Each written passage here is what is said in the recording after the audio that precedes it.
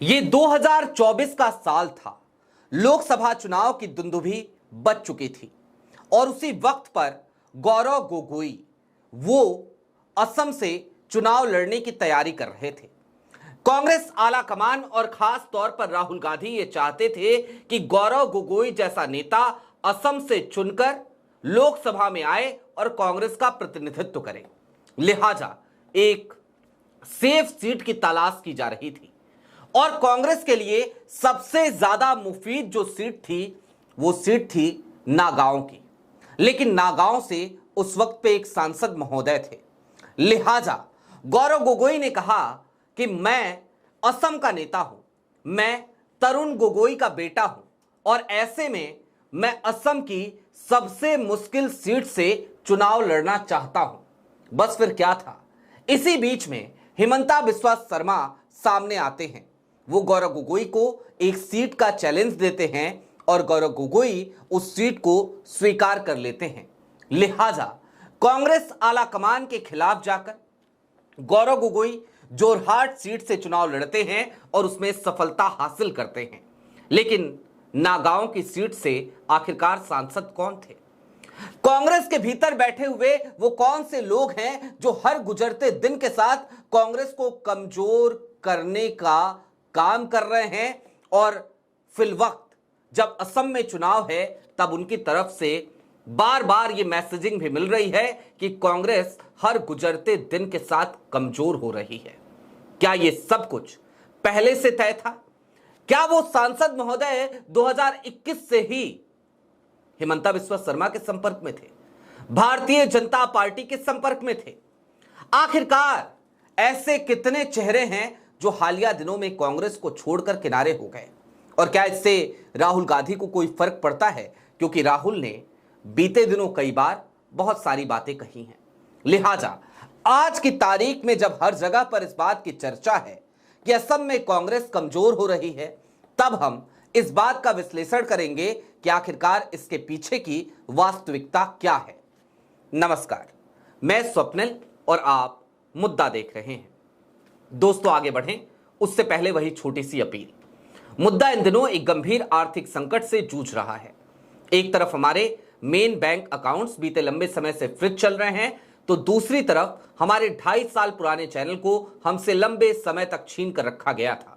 ऐसे में day to day operations में मुद्दा को कई मुश्किलों का सामना करना पड़ता है।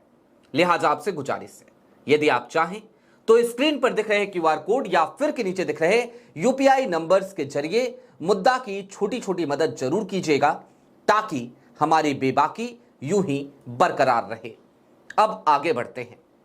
कल से लेकर अब तक एक नाम खासी चर्चाओं में है और यह नाम है नागांव सीट से कांग्रेस के सांसद प्रद्युत का। प्रद्युत, जिन्होंने कांग्रेस को इसलिए छोड़ा, जो उन्होंने अपने बयान में बताया कि कांग्रेस के एक विधायक की संलिप्तता पाई गई उनके ऊपर हुए हमले में। वो असम सरकार की पुलिस पर भरोसा भी जता रहे थे, यानी कि हिमंता बिस्वा शर्मा की पुलिस पर, और ये कह रहे थे कि असम पुलिस की जांच में सामने आया है कि कांग्रेस के एक विधायक ने, जो उनके ही क्षेत्र यानी नागांव से आता है, वो शामिल था उनके ऊपर हुए हमले में। लिहाजा मैं कांग्रेस छोड़ रहा हूं क्योंकि कांग्रेस उस विधायक से किनारा नहीं कर रही है ना? अजीब सी बात। असम सरकार की पुलिस, हिमंता बिस्वा शर्मा की पुलिस, उस पे इतना भरोसा कर रहे हैं प्रद्युत। कौन सी पुलिस है ये? अब जरा इसको भी समझ लीजिए, इसको भी डिकोड कर लीजिए। ये वही पुलिस है जो गौरव गोगोई के खिलाफ जांच कर रही है कि गौरव गोगोई पाकिस्तान के एजेंट है। ये वही पुलिस है जो इस बात की जांच कर रही है कि पवन खेरा इस देश के खिलाफ काम कर रहे हैं। उसी पुलिस पर प्रद्युत को बड़ा भरोसा है, लेकिन अपनी पार्टी पर, कांग्रेस पर भरोसा नहीं है। अब मैंने आपसे कहा था कि नागांव की seat, safe seat Gaurav Gogoi को ऑफर की जा रही थी। अब जरा उस कहानी को भी समझ लीजिए।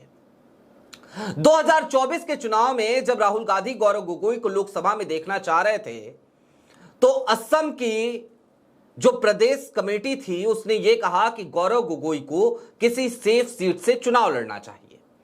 नागांव की सीट को सेफ इसलिए समझा गया क्योंकि जिस तरीके का माहौल हिमंता बिस्वा शर्मा ने बना दिया था, ऐसे में नागांव की सीट वो सीट है जहां पर 65% मतदाताओं की जो संख्या है वो माइनॉरिटी कम्युनिटी से आती है, यानी कि अल्पसंख्यक समाज से।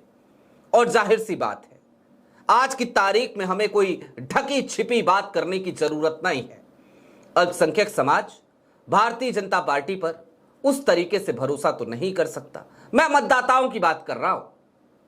हालांकि हरियाणा में जो हुआ या बिहार में जो हुआ या उड़ीसा में जो हुआ राज्यसभा चुनाव में, तो हमारे पास बहुत सारे नाम हैं। मसलन हमारे पास नाम है सोफिया फिरदौस का, उड़ीसा में, जो राज्यसभा चुनाव में क्रॉस वोट करती हैं, अल्पसंख्यक समाज से आती हैं।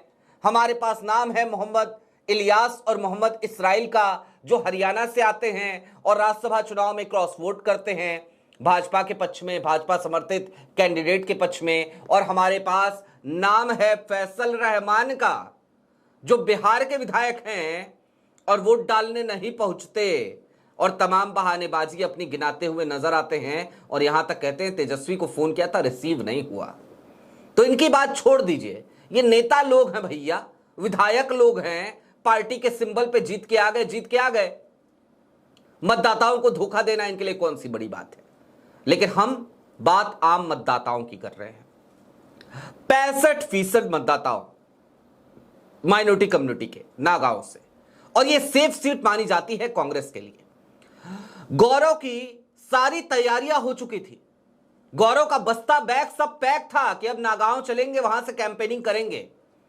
लेकिन वहां के सांसद यानी कि प्रद्युत बोरलदेई वो असमंजस में थे, वो आशंकित थे, वो किसी और सीट पर शिफ्ट नहीं होना चाह रहे थे और वो अपनी टिकट चाह रहे थे। वो चाह रहे थे कि उनको एक बार फिर से टिकट मिले। लिहाजा गौरव गोगोई ने बीच बचाव का रास्ता निकाला और गौरव ने कहा कि कोई बात नहीं, वहां से प्रद्युत जी को ही टिकट मिले और मेरा क्या है, मैं जोरहाट से चुनाव लड़ जाऊंगा। हिमंता बिस्वा शर्मा के चैलेंज को एक्सेप्ट किया।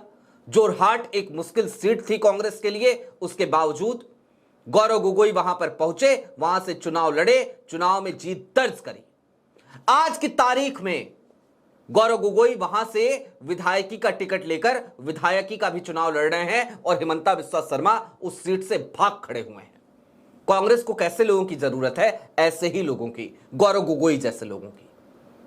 और आज मैं खुल करके यह कहना चाहता हूं कि जो लोग कांग्रेस छोड़कर जा रहे हैं ये बहुत अच्छा कर रहे हैं, लेकिन जिम्मेदारी अब कांग्रेस आलाकमान की थोड़ी आगे है और आज से नहीं है, बहुत पहले से है। कांग्रेस को चाहिए ऐसे लोगों को पहले ही पहचान ले और ये जब तक इस्तीफा दे उनसे पहले इन सबको लात मार के बाहर करे। मेरे शब्द असंसदीय हो सकते हैं, लेकिन कांग्रेस के भविष्य के लिए जरूरी है और बात सिर्फ कांग्रेस के भविष्य की नहीं है। कांग्रेस इस देश की मुख्य विपक्षी दल है, लिहाजा लोकतंत्र को अगर मजबूत करना है तो कांग्रेस का मजबूत होना जरूरी है। और कांग्रेस में जब तक ऐसे लोग रहेंगे जो दीमक की तरह कांग्रेस को खोखला करने का काम करेंगे तो कांग्रेस मजबूत नहीं हो पाएगी। लिहाजा हमें कांग्रेस की चिंता होती है, नहीं तो ना लेना एक ना देना दो। अब जिन प्रद्युत जी की बात करी उनका एक बार मैं आपको ग्राफ भी बताता हूं और साथ ही साथ बीते दिनों में कितने लोग छोड़ के गए हैं असम में और असम में ये सब कुछ क्यों हो रहा है, जरा उस पे भी एक बार हम नजर अब डालते हुए चलते हैं। मसलन सबसे पहले तो जरा प्रद्युत जी, उनकी प्रोफाइल में आपको बता देता हूं कि प्रद्युत जी कौन थे, किस तरीके से प्रद्युत जी लगातार महत्वपूर्ण भूमिकाओं में रहे, कांग्रेस ने उन्हें कहां से कहां पहुंचाया। साल था 1977 का, कॉटन कॉलेज का महासचिव बनाया गया उन्हें। 1978 का साल आया, असम एनएसयूआई का अध्यक्ष प्रद्युत को बनाया गया। 1998 में कांग्रेस विधायक बनाती है, 2001 में एक बार फिर विधायक बनते हैं, 2006 में फिर विधायक बनते हैं, 2011 में फिर विधायक बनते हैं 2016 में टिकट मिलता है लेकिन चुनाव हार जाते हैं। फिर 2019 में नागांव की सीट से लोकसभा का टिकट कांग्रेस देती है, चुनाव लड़ते हैं, चुनाव जीतते हैं, सेफ सीट थी, लोकसभा पहुंचते हैं। और 2024 में मैंने आपको बताया ही कि वो 2024 में बकायदा गौरव गोगोई नागांव की सीट छोड़ देते हैं प्रद्युत के लिए और एक बार फिर प्रद्युत वहां से चुन करके आते हैं। अब सच्चाई एक और है, 2001 से लेकर 2015 तक ये मंत्री भी रहे हैं असम की सरकार में। जी हां, इन्हें मंत्री भी बनाया गया।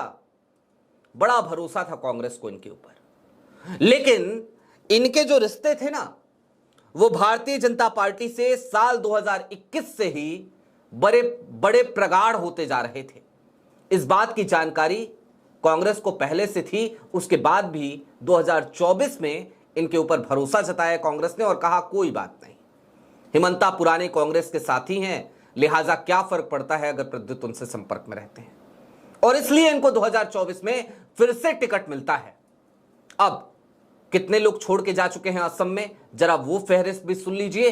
उसके बाद चलते चलते ये बात समझेंगे कि ये सब कुछ हो क्यों रहा है। 22 फरवरी 2026 हालिया दिनों से मैं शुरुआत कर रहा हूं। भूपेन बोरा कांग्रेस छोड़कर बीजेपी में शामिल हो जाते हैं। 5 मार्च 2026 की तारीख आती है। 22 के बाद कांग्रेस के 3 विधायक, मौजूदा विधायक कमलनाथ डे, शशिकांत दास और बसंत दास, ये भी कांग्रेस छोड़ते हैं और बीजेपी में शामिल हो जाते हैं। फरवरी 2024 में जाएंगे अगर आप, आज से 2 साल पहले, तो असम कांग्रेस के पूर्व कार्यकारी अध्यक्ष थे राणा गोस्वामी, वो भी बीजेपी में शामिल हो जाते हैं। और असम यूथ कांग्रेस के पूर्व अध्यक्ष अंकिता दास और संयुक्त महासचिव परबा दास कालिता भी भारतीय जनता पार्टी में अब तक शामिल हो चुके हैं। यानी कि फहरिस्त बड़ी लंबी है उन लोगों की जो असम में विधानसभा के चुनाव की दुंदुभी बजते ही कांग्रेस छोड़कर भारतीय जनता पार्टी की तरफ तेजी से शिफ्ट होते जा रहे हैं। एक नारा याद करने की जरूरत आन पड़ी है, कांग्रेस मुक्त भारत बनाएंगे, प्रधानमंत्री नरेंद्र मोदी का पसंदीदा नारा। लेकिन असम में हालात तो वो पैदा कर दिए गए हैं कि अगर जीतना है ना तो भारतीय जनता पार्टी को कांग्रेस युक्त भाजपा बनाना पड़ेगा। कांग्रेस मुक्त भारत का नारा पीछे छूट चुका है, क्योंकि आज की तारीख में हिमंता को भी पता है स्थिति बहुत अच्छी नहीं है। आलम यह हो चला है कि चुनाव जीतेंगे कि नहीं जीतेंगे पता नहीं है। लिहाजा कांग्रेस के वो तमाम चेहरे, जिन चेहरों के ऊपर कांग्रेस दाव चल रही थी, उन सबको एक एक करके तोड़ा जा रहा है। किसी की फाइलें लटकी हैं तो किसी के सामने नोटों के बंडल हैं, किसी को किसी पद का लालच दिया जा रहा है तो किसी को उसकी पर्सनल खुन्नस के वजह से उकसाया जा रहा है। लेकिन हां, इन सब के बीच शुक्र है कांग्रेस के आला कमान का, वो आज की तारीख में गौरव गोगोई से अपना भरोसा नहीं डिगा रही, क्योंकि गौरव गोगोई ही सिर्फ असम में नहीं बल्कि पूरे नॉर्थ ईस्ट में कांग्रेस की एकमात्र उम्मीद हैं। और अगर गौरव गोगोई पर इसी तरीके का भरोसा कांग्रेस बनाए रखती है तो आने वाले दिनों में निश्चित तौर पर देखिएगा हिमंता की लुटिया तो डूबेगी ही डूबेगी इन तमाम कुचक्रों के बावजूद। और राहुल ने बहुत पहले कई बार यह बात दोहराई है कि जिनको जाना है चले जाएं, क्या फर्क पड़ता है, क्योंकि वो जाएंगे तो कांग्रेस ज्यादा बेहतर परफॉर्म कर पाएगी, क्योंकि ये लोग, ये गद्दार, ये स्लीपर सेल जब तक कांग्रेस के भीतर हैं तब तक कांग्रेस को दीमक की तरह खोखला करते रहेंगे। लेकिन चलते चलते ये बात भी याद रखनी जरूरी है कि सिर्फ इतने भर से काम नहीं चलेगा कि ये लोग खुद से पार्टी को छोड़कर जाएं।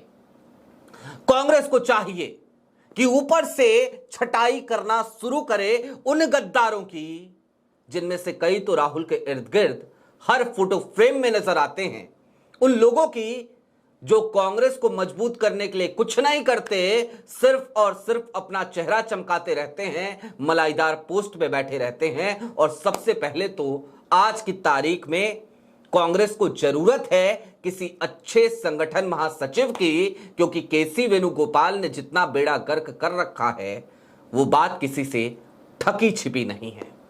आपकी क्या राय है वो हमें कमेंट बॉक्स में जरूर बताइएगा। अभी के लिए दीजिए इजाजत। चलते चलते फिर वही अपील, चैनल पे नए हो तो सब्सक्राइब करते हुए जाइएगा, सक्षम हो तो मुद्दा की छोटी छोटी मदद जरूर कीजिएगा। बहुत शुक्रिया।